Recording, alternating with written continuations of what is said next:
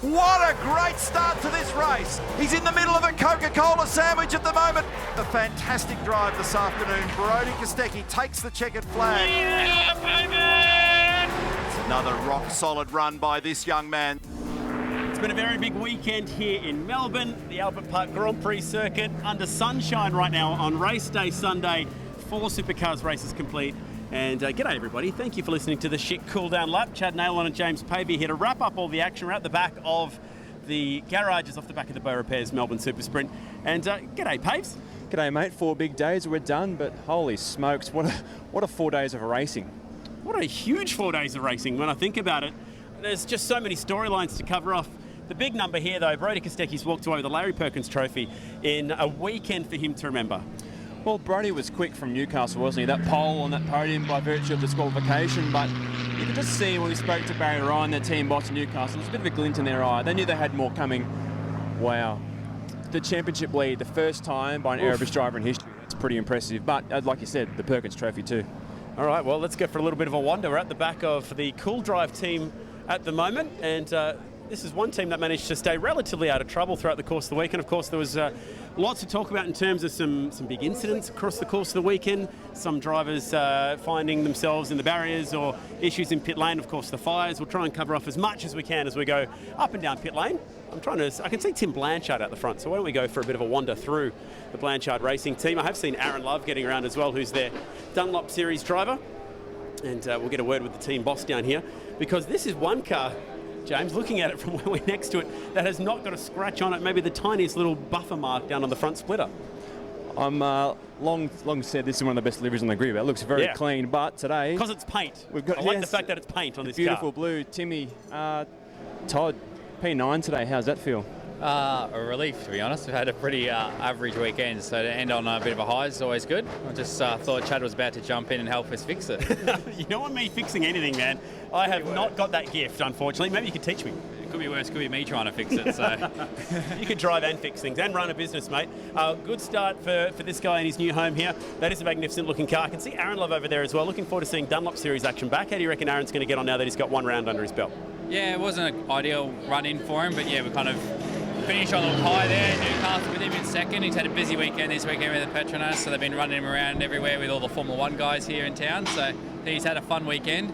But yeah, he's really excited, pumped to get back in the car and go to Perth, his home race, hometown, and race in front of all his friends and family.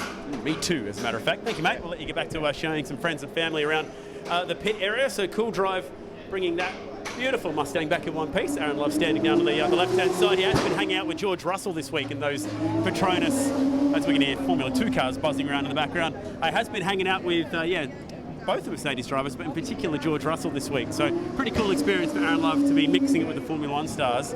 And it's just one of the cool things about this event, hey James, is the fact that you can walk around the Melbourne walks just over there, Formula 1 drivers, you see them everywhere here. Yeah, we'll see the Perth SuperSprint, Super 2's back in action. So Aaron had a really impressive first round in Newcastle, got a podium in the second race, so those guys have got some real form ahead.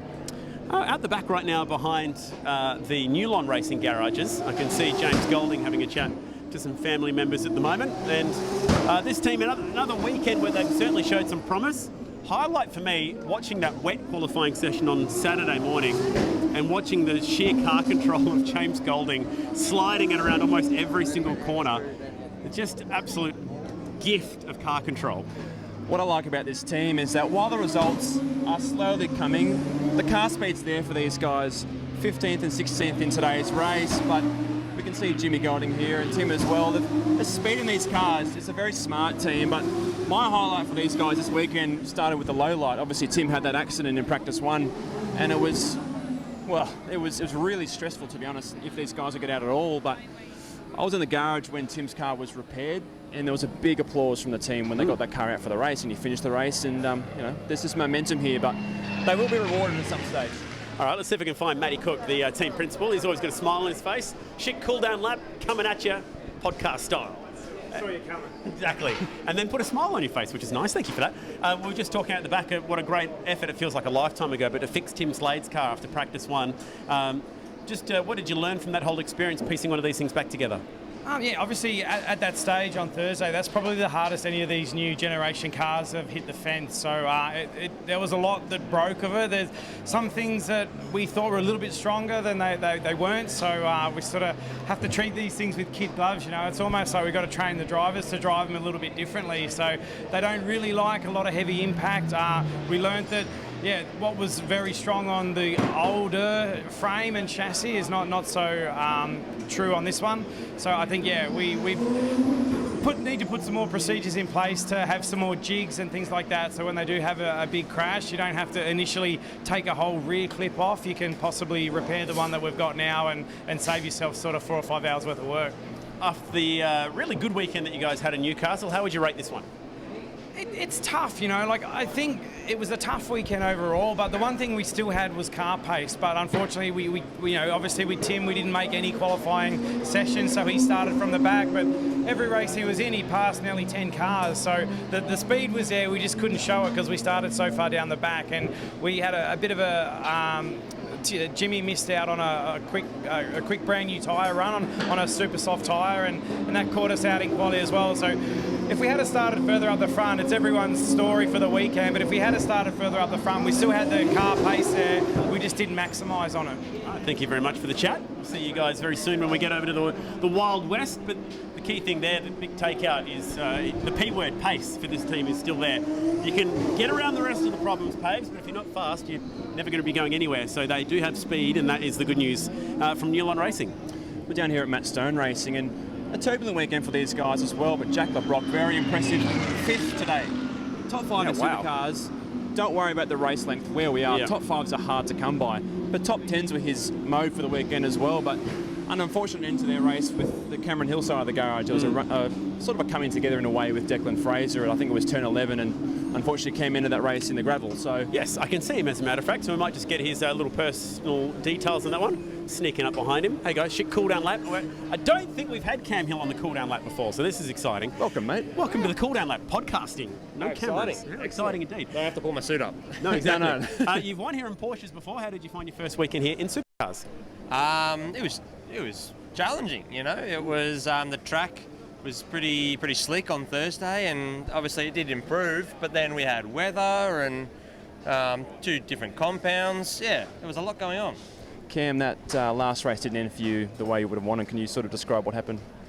Oh, look, we lost a bit of time in our stop, unfortunately. The boys have been nailing all the stops all weekend, so, you know, it was a shame that we lost a bit of time in that last one, and so I was trying to make a move on the last lap, try to recover.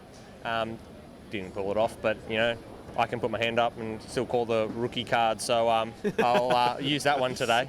How many of those do you get in a year, by the way? I don't know. What's the usual? One around. One around. A mulligan. I'll get one around, please.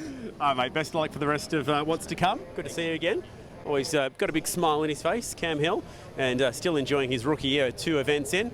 See Jack LeBrock having a chat to the team. We'll move a little bit further down the order here and swing past Brad Jones Racing. I stopped by BJR last night at about 9 p.m. Saturday night just to see how things were going, because it was a busy pit lane late last night with all the chaos that had been going on. And they were still busy working on the Pizza Hut car because Macaulay Jones had been put into the fence at turn 5, so they had a little bit of work to do. I can see Dave Reynolds walking past. I'm just going to quickly duck off here and get Penrite Racing Dave Reynolds. Schick, cool down that, brother. What's up? What's up? I want to ask you what's up. So what's up? I'm just going to my trailer to get changed and watch Formula One? Watch Formula. I might go home to watch it though. It's better on TV. Yeah, you get more of a feeling as to what's going on. Your weekend had a couple of rough moments. You're shaking your head at me. I've had one of the most tortured weekends of my life. Someone doesn't like me up there. But he liked me today, which is kind of weird. But yeah. Where did you place in that one in then? I started dead last. Hey, Aaron. I started dead last and I finished 8th. So wow, yeah, that's 16 positions in one race in 13 laps. How'd you do that? Just pure skill. No, actually no skill whatsoever. I passed maybe five cars on track, but the rest was done in the pit stop. So you know, we went hard, then soft tyre. So you know, we were one of the early ones to pit. You know, cracking pit stop by the boys. Picked up a couple there, picked up some on the track, and most of it done on strategy. So Yeah, at the start of the day, if I finish in the top 10, I've done an unbelievable somewhere. Something unbelievable has happened to me for once, but to finish 8's even more unbelievable. So can't believe my luck today, but it had to return because the start of the weekend was so bad, so much in qualifying. Did you see a black cat or something? I used to have a black cat that died in 2007, so little zippy. You won little Career poor Cup little fella. that year, didn't you? Yeah, I know, but then a lot of bad things happen after that. So Fair enough. It's funny. My life's always up and down. It's never like up, up, up, up. I don't understand it, but it's the universe and it knows what it wants for me. Fair enough. When are we expecting number 2 to arrive, mate? Is it on the horizon? Well, yeah, anytime soon. So I'm going to go ring, make sure she's not in labour. But she's 39 weeks pregnant, so my last son was born at 38 weeks, so we're kind of in overtime at the minute in her body language. But That's actually good timing. That could have been a whole lot worse. Yeah, exactly. Yeah. What Anton pinched me in the arse timing, you mean, or? Exactly. That actually did just happen live. But take what you can get around here on Grand Prix weekend. Hey, mate, best of luck for the arrival of number 2 because I'm really excited for you about that. Appreciate it, guys. See you later. Have a good day. So all the best to Han, of course. He's a lovely partner. All right, let's dive in at Brad Jones Racing. I'm walking through a sea of middies, data and electrical shirts. The pink brigade is out because Bryce Forward has been absolutely... Here he is. He's been a jet this weekend. Here he is. Let's go get him, Hayes. How would you describe Bryce's weekend? Fast, but unrewarded. Fast and unrewarded. I think that is a very good way of putting it. This is Bryce's 4th full-time season. I take hot take. That's his best weekend in a supercar without the results, because let's think about the first 2 qualifying sessions of the weekend. Didn't go to plan. The 2 races, he made 13 spots twice. Yeah. In short races. And then obviously yesterday the unsafe release, today the unsafe release. But the speed was there. Just an extraordinary weekend, but unfortunately no results to show for it. But he'll be confident, I'm sure. Let's see if he's up for a quick chat. He's saying hello to a few of the sponsors that are coming in to say g'day. A few people shaking his hand. I'm going to see if we can quickly dive in, and he's going to get a photo in a minute here. But you're going to get a photo with Bryce. I'll stand back while Bryce takes a photo with the fans. Everyone wants a photo with Bryce right now because he's a bit of a legend. One of the fastest cars all weekend. Has to be, yeah. Past and so many guys. Spoke to his engineer Phil yesterday, and they were quietly confident, but it's been rewarded today. Bryce, I mean, so fast, man, but the results unfortunately didn't go your way, but you must be so confident with the speed you had. Yeah, look, I mean, I think coming into this weekend, if someone had said this is what your weekend can look like, but you can't convert the races, I probably still would have taken it, to be honest, after what I've dealt with for the last little while. So it would have been really cool to I suppose keep the name there after we earned it on track. But I think if there's a massive positive out of the weekend is it's, we earned it, we didn't fluke it whatsoever, and, led the race and raced with some pretty cool dudes up the front, and and earned it, so that was cool.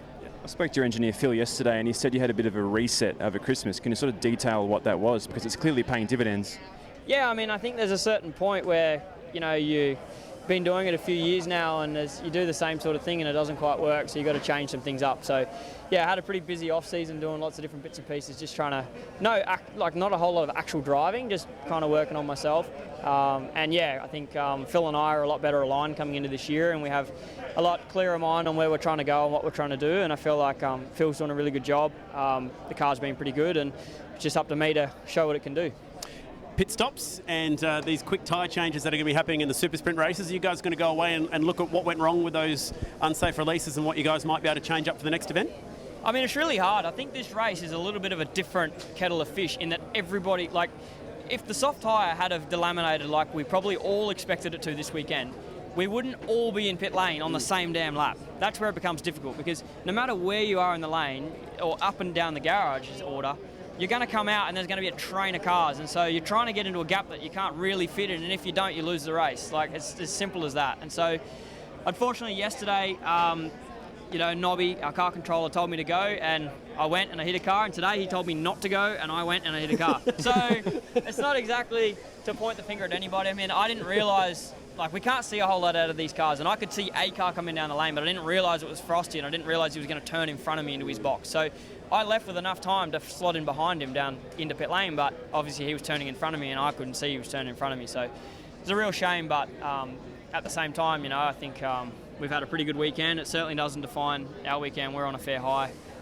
Car's been fast and it's been good fun. Well said. Was it nice to hear that everyone was behind you as well? Everyone was like, oh, in that 15 second, both of them. It was like, no. It feels like all of pit lane was rooting for you yesterday. Yeah, I mean, look, I've been around a little while now, and I've battled for a while, and I know a lot of people here, and I think deep down, everybody sees the effort that you put in, and sometimes for whatever reason it just doesn't come to fruition. And so I think for it to all kind of happen for me a little bit this weekend and have a bit of speed, it's very thankful that everyone's cheering me on. Obviously not too many people hate me, otherwise they'd probably be throwing daggers at me, but they weren't, so that was pretty cool. I don't know how anyone could hate this guy, mate. Well done, thank you. We'll let you get back to saying good day to the fans and the sponsors out here. We sort of dive-bombed him a bit there, but well done to him. Brad Jones, I can see him standing at the back here. I do want to quickly get Brad because, one, he's a regular on the podcast, so we'll come through and quickly see if we can get him. Because Andre Heimgartner did sneak on the podium at the end there, so we'll quickly let him say goodbye to a few people, and we'll see if we can sneak on in to say good day. Macaulay Jones is out the back here putting the helmet away, and the Pizza Hut car back in one piece today as well. Schick Cool Down Lap, favourite podcast is happening right now, Brad, and you're on it once again. And happy birthday! We're going to sing, boys. We're going to sing. Yeah, all together now. No, we don't want any singing. A nice podium for your birthday from Andre. Absolutely. Great day, really. Having all the cars so competitive is fantastic, especially on the Sunday here. So it was. It's a bit hard to watch. We had alternate strategies like a lot of the teams, and so Bryce, unfortunately, took him a bit to get around Chaz and then get going again, and that just dropped him off the podium, and he just touched the back of Winterbottom on the way into the pits and got that penalty. But really good signs. The cars are fast, and I'm looking forward to Perth. Brad, I mean, there's so many positives across all aspects of the team, because not only the speed was there, but the amount of effort to go in to repair Macca's car overnight. I came in this morning and everyone was just like, yeah, we're good, we're cruising, we're ready to go. And he finished 7th. Yeah, I mean, really great result by the. I mean, our guys are so committed and do such a great job, and they just always achieve the amazing stuff that we're renowned for, to be honest. And the pit stops are always on point, repairing the car. And there's a bit of work to be done to the cars to get them where we need to be, but good decisions are being made by the sport as well. To that single file start. I mean, I know it's a rule, but that was, for me, a lot more sensible than a NASCAR type start where someone would have ended up on the stones on the outside. So lots of good things happening in lots of areas. Back to the team, they're just we're doing a good job. We struggle in qualifying, or we have, but I just feel like yesterday we just made that little step and we're in that front group, and then we could race there. We've had the pace, but now we're qualifying where we should. Nice work. Andre's first podium as a dad as well. There's a nice little side note. Happy birthday, mate. Thank you very much. I'm looking forward to putting that trophy in my car and going home. You earned it. Well done. He's earned the Pizza Hut today. They're actually selling Pizza Hut at the track as well. For dinner. That's for dinner. Selling Pizza Hut for dinner, yeah. Perfect. All right, I know where the party's at later, after the Grand Prix a bit later today. Let's sneak around this way. We'll get out the back and keep walking down. And there's still so much more to cover. We are back very soon as well, because Paves are going to be asking you what you think our Schick Hydro 3 key moments are going to be here today. It's been an awfully big 4 days of motorsport. Stick around, there's still plenty more to come on the Cool Down Lap. Experience a close shave and no more sensitive skin with Schick. Schick Hydro Sensitive with shock absorb technology helps to protect sensitive skin from irritation. Available at all major supermarkets. All right, we're back. It is the Schick Cool Down podcast, and we're at the back right now of Team 18. And one of the local teams, and a team who has a lot to do with this event, because Charlie Schwerkolt and his Waverley Forklifts Empire helped put this whole event together. So this is as home race as they can get, Paves. And they were close to the front too. I had a good chat with Charlie, I think it was on Friday, and he's just so desperate to get Mark Winterbottom his first podium, and it looked like it was going to happen. Like, Frosty was in a really good position. I believe for yesterday's race started P5, but that was Friday's race. Yeah. My They've all mind's jumbled. sort of gone into one a little bit. Yeah, I know where you're going with this. Unfortunately, he had a couple where he's at the front of the field, and one of those is the one where Dave Reynolds got shoved off into the gravel. The one. That was one where he was a chance. Then, unfortunately, lap one yesterday, I think it was, he got put into the fence in the early stages of that one. That was called a racing incident with James Golding. So they had a bit of work to do. They got that car back on track, though, and still putting together a pretty good championship campaign for both their cars. And a similar story to Bryce Fullwood, with fast cars but no luck. Yep. And obviously Frosty's one of the hardest races we've ever come across in our sports history, and he was pretty upset about what happened in yesterday's race, and the car was repaired all night. They finished it, I believe, at 3 or 4 a.m. and it looked amazing, but unfortunately he only came home 19th today after starting 11th. Scott Pye was 13th. So these guys will want more on track, I'm sure, but the speed's there. All right, let's see if we can get a quick one off Scott Pye. Say g'day. Hey, mate, you're sitting in the sunshine on the podcast, Schick Cool Down Lap podcast. Just want to say g'day. Enjoying the sunshine? I am, yeah. I was sitting at the data station. I saw the sun for the first time this weekend. Thought I might as well sit in it. Thoughts on the weekend? Oh, next question. It was a tough one. I mean, yeah, it was obviously there's a few fast cars and they kind of just stayed at the pointy end, which was obviously the Erebus cars really were standouts this weekend, and for the rest of us we all had, I think, ups and downs and tough weekends, challenges. So the Fords on fire, we weren't quite as bad as that, but we struggled for pace across the weekend. The car felt okay, but we just didn't have the high-speed grip that some others seem to have. So a lot of things, pit stop dramas and stuff like that kind of really hurt our weekend. So you don't want to say you're happy to see the back end of a weekend, but I'm looking forward to now regrouping and going to the next event with hopefully a bit better package. It's also a big night for the mechanics too, because they put the DeWalt car back together. So we've seen a few of those rebuilds now, overnight builds, just this weekend alone. So I think the mechanics especially have earned themselves a day off. 100%. These guys are always the unsung heroes. I mean, we go home after a race, and especially this weekend, a 13-lap race is, so the credit is really to the teams and the effort they put in. And these cars we're seeing, they're a hell of a lot harder, well, they just take longer to repair than the old car. I think that it's one thing that is standing out is just how long it takes to repair. But obviously yesterday was quite a big hit for Frosty, so we're really grateful we've got crews like this that are happy to, well, not necessarily happy to, but they always put in the effort and make sure that we're on track the next day if possible. And then they've got to go out and perform as well with pit stops. So it's a mammoth effort from them, but that's, as drivers, we're just fortunate to have people surrounding us like that are willing to do that. Well said. Appreciate the chat. Onwards and upwards. Yeah, thank you. Enjoy. Thanks, mate. All right, Scott Pye having a little bit of time in the sun out the back. It is actually glorious sunshine here. It's the best day. Finally. Oh, man. Wednesday, it was raining on setup day. Thursday, Friday, Saturday, rain. It was freezing Friday and Saturday at the track, like genuinely Melbourne winter spec. And then we roll out on race day, Sunday, the day that sort of matters for the fans here, and it's glorious. So take them when you get them. Well, we're in Melbourne today for the Grand Prix, and F1 is a massive party, but I think the biggest party of the weekend is going to be down here at Erebus Motorsport. What an extraordinary performance by these guys across one lap, across a race, the driver performance. But what Barry Ryan, the team boss, said on the broadcast is they're also having a go as well. Will Brown was really battling hard with Chaz Mostert. Yeah. Didn't quite work out, but man, these guys are putting on a real show this year and take it to the big teams. Let's get you in there. Let's get the fans in there. Let's see if we can get a chat with the Larry Perkins award winner. He's down at the front of his car getting some photos with some fans at the moment, and having a look around this car. What a great weekend it was for Coca-Cola Racing by Erebus. We'll get a quick word off the boss first. Sorry, it's chatting auto action. Sorry, guys. Yeah, we can chat to anyone. When's the next auto action coming out? Comes out next Thursday, straight after after this event. Perfect. There you go. There'll be lots to talk about. I'm just going to say congratulations, Baz. Well done, mate. Yeah, thanks, mate. Yeah. Thank you.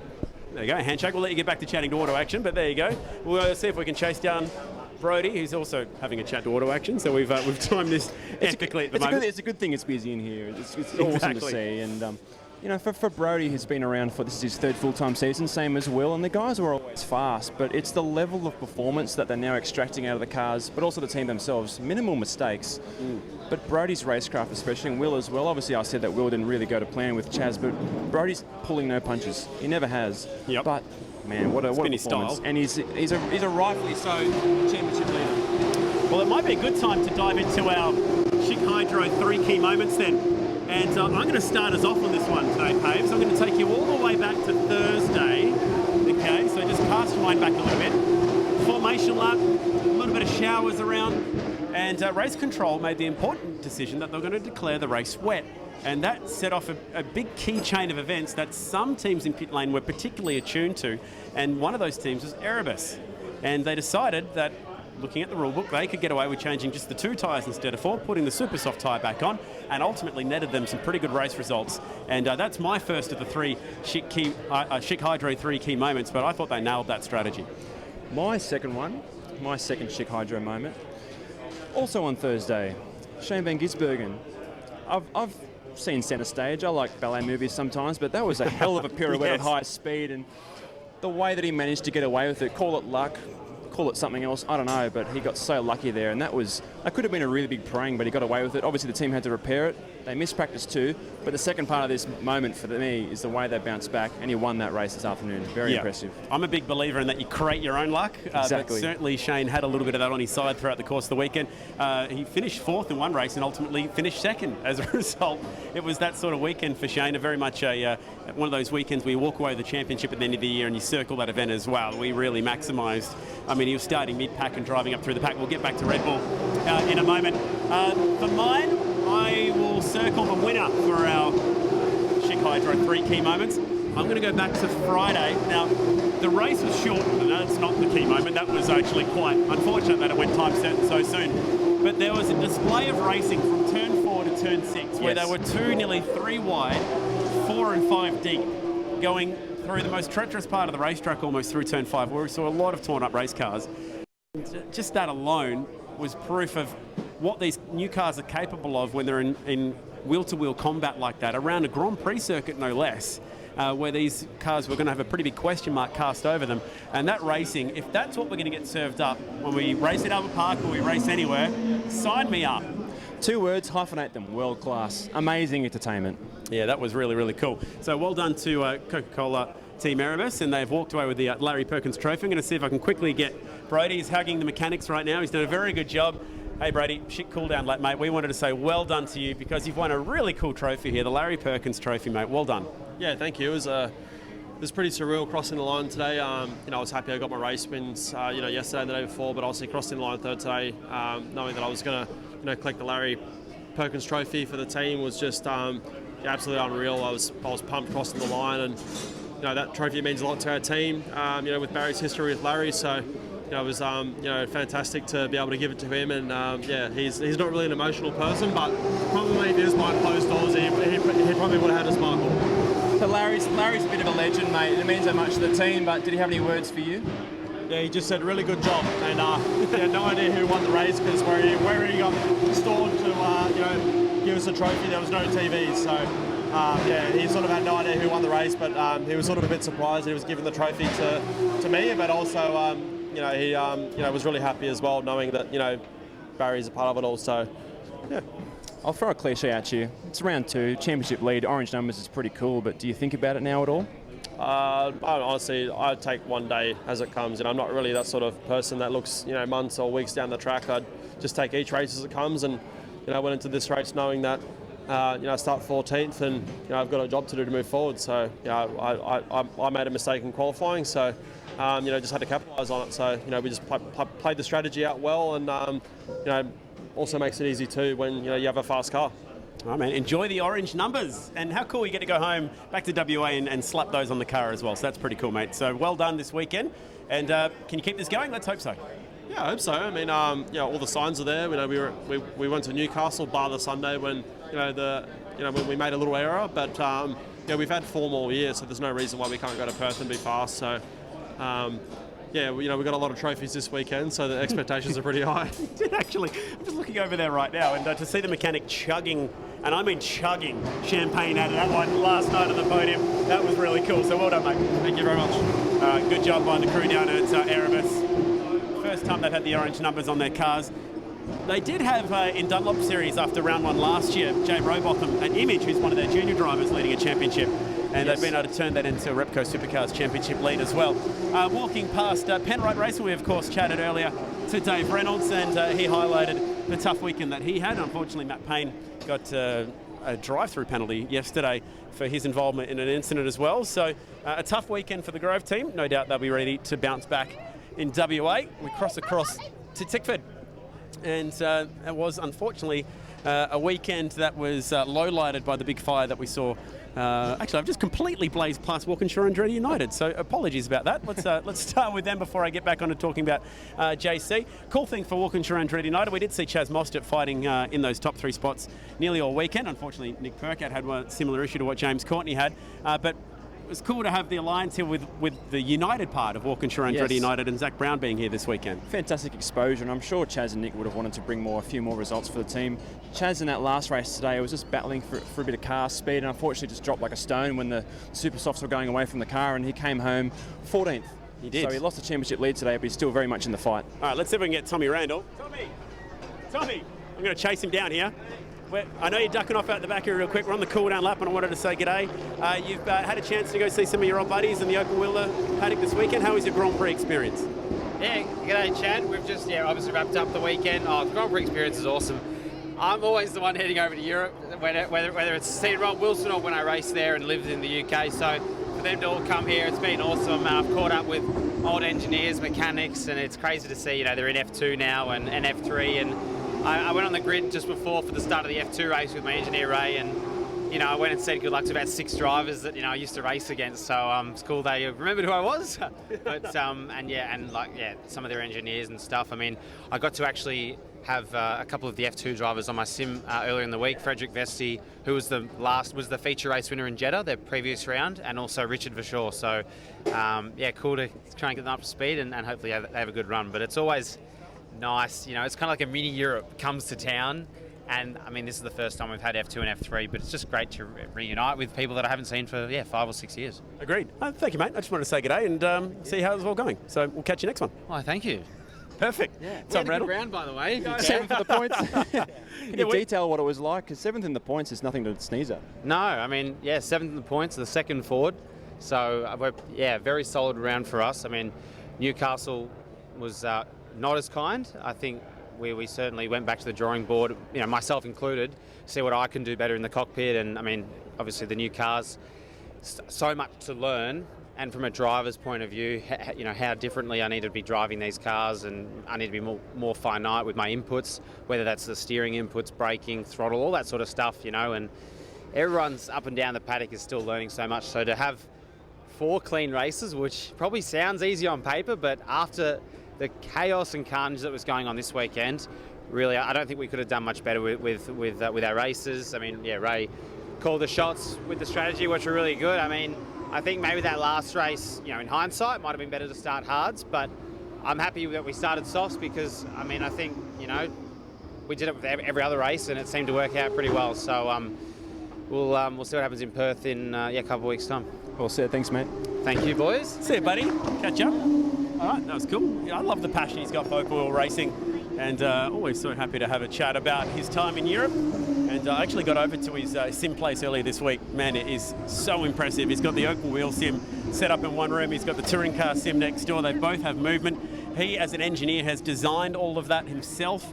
He's a very, very smart guy, is Tom Randall. So cool to see him catching up with some of his old buddies this weekend. Right at the back of Shell V-Power Racing. Nearly there at the end of the walk, and this is a team that has certainly found some speed here this weekend, which is really cool to see. Unlucky to not walk away with some trophies this weekend because speed, in terms of just actual pace, they definitely found something from where they were in Newcastle. Thursday seems like such a long time ago when Anton got pole, but like you said, the speed was there. Unfortunate that Anton was wiped out in that crash yesterday, but a shining light today. Obviously, Will Davison's been quite quick towards the end of the weekend as well, so these guys are learning. Whereas in Newcastle, they were couldn't really get the momentum they needed, but they were learning across the weekend and making their cars faster. That's what they need to be aiming for. Indeed. Given the Shell alliance, it's actually quite difficult when walking around the paddock to tell the difference between the DJR guys and the Ferrari guys, and at the moment there is a big sea of people out the back of the particularly Will Davison pit out the back of his garage at the moment. So we'll head next door and be just about ready to wrap this up as we arrive out the back of Red Bull, walking past Zane Goddard. G'day, Zane. He's repping his team gear. And we'll see if we can find anyone down here at 888, but I can see the race winner, actually, so that's quite handy, because we haven't actually mentioned him yet. But how good for Brock Feeney. I don't know what it is about this guy, but about 6 months ago, something in him just clicked. From winning in Adelaide to like what he did at the 12-hour. He had some time away in Austria where he was doing the Red Bull training camp, and now he comes back, a pole and a race win. So he's a changed man. For a driver in his second year, he is up and about. Still 20 years old, Chad. It's hard to believe that he's almost robotic-like in the way that he operates, not only in racecraft but one lap pace. And he was always self-critical as well. We saw yesterday the qualifying didn't go to plan the first one, backed it up, got pole straight away. But to race the way he did today, not think about all the other convergence strategies, to put on a performance like that, not make a mistake, get his second career win, I think there are more wins coming for Brock. Yeah, you get that feeling. All right, let's see if we can quickly dive in and say g'day around the back of the 888 booms. is, I think it's chat to Owen Kelly at the moment. G'day, Owen. What's going on, brother? Just wanted to quickly get a word off Brock for the podcast. Cool to see that man back down in the Supercars paddock as well. Hey, mate, well done. Congratulations. Standing on a Formula One podium on the top step, no less. Can you just tell me, please, what that's like? It's pretty bloody cool, I'll tell you that. Yeah, obviously dreamt of standing up there for many years and hear the national anthem as well, and to have my dad up there was pretty awesome. So, yeah, very cool moment. I saw your mum at the back and she had a big smile on her face as well. Who made the call or allowed your dad to get up there with you? And what's it like sharing a podium with your dad? Yeah, I don't know. I got out of the car and Mum was there and I was like, oh my, where's Dad? Because I saw him walking down the pit lane and I thought it'd be this man getting up on there. But yeah, and then I'm like, where's Dad? And they're like, oh, he's up there. And so it was pretty cool to get up there and share the podium with him.